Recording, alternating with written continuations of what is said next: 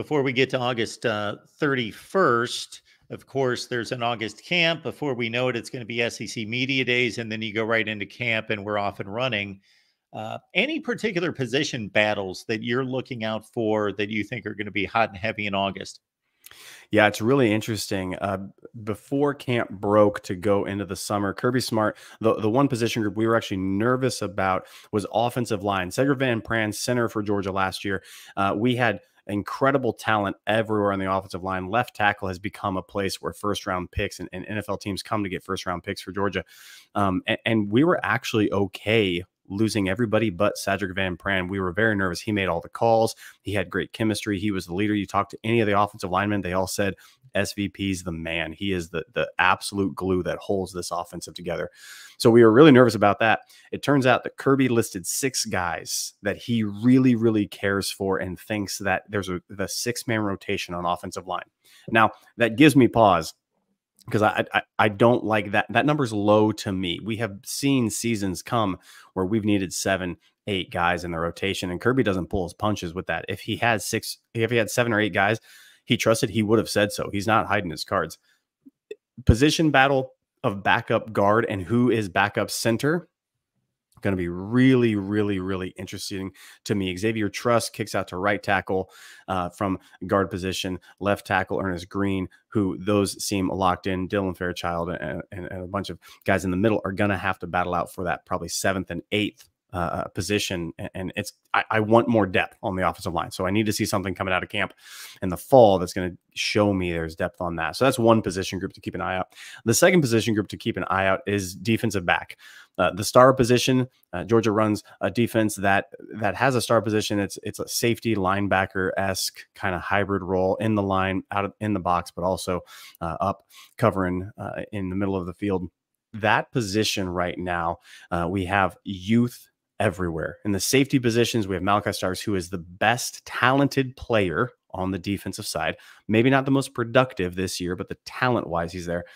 Other safety is a question mark. We have a number of guys who transferred over, a number of guys who are still there. Dan Jackson is still there, I think, for maybe his 9th year of eligibility. I don't know how it's possible, but it's still happening, and he's back there.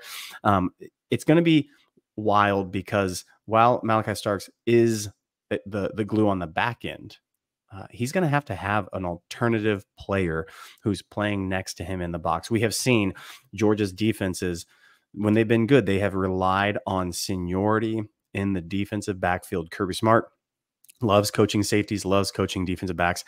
And Christopher Smith, Malachi Starks, Tyke Smith, those are the guys that the Clemson game, that's what won it there for us. Those 3 were hugely important in that game. So I need to see who's going to take over star. KJ Bolden, an upcoming freshman, an all-world talent. He is a physical freak, playing strong safety star, something like that. He is nowhere near ready. We saw him in G-Day, the spring game. He's not mentally ready. Physically, he's getting there. He's looking bigger and faster, but he just can't make the calls right now. Janelle Guerrero is another safety. We're expecting big things out of him.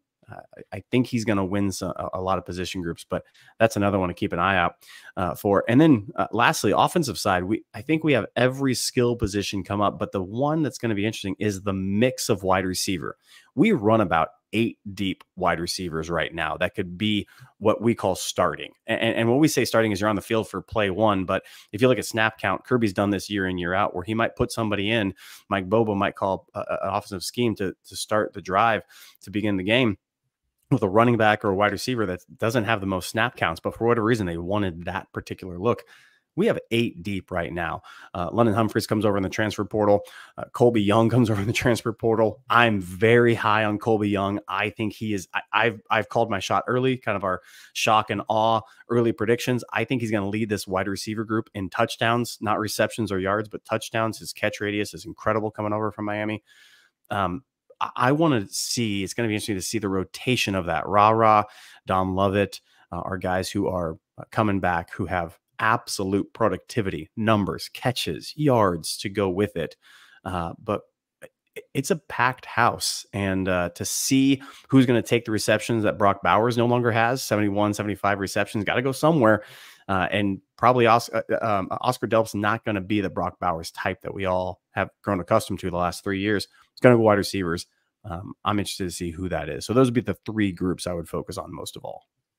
Yeah, what a loss in Brock Bowers. And rarely do you think of that guy being a tight end, because who runs an offense through a tight end? But Right. Brock Right. Bowers was just so incredible.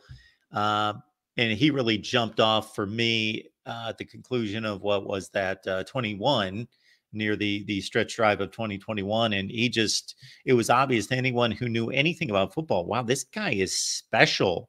Yes. And he just consistently was the man for the rest of his career.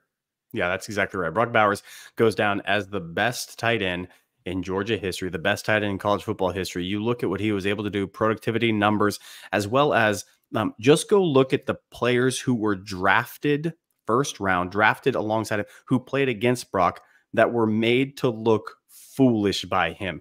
And I think it's insane. This is where NFL GMs, I swear, hate being employed. Just hate being employed because they will come out, well, he doesn't look athletic. If you look at this numbers, I'm like, look at the tape of the guy you just drafted 9 spots ahead of him that couldn't defend him on an even playing field. And you try to explain to me logically how that works out. Brock Bowers is gonna just feast in a Raiders uniform. I'm gonna watch Raider games because he is must watch TV. Our offense just he made things happen. We call it an eraser on defense. Roquan Smith is an eraser on defense. You can screw up with 9 guys, but he can make a play just because he's so talented. Brock Bowers is that guy on offense. You can have a bad throw. You can have a bad executed play. Ball gets in his hands and watch out. He may score on a busted play a lot in this league because nobody can match up against him. Brock Bowers is one of my favorite players of all time.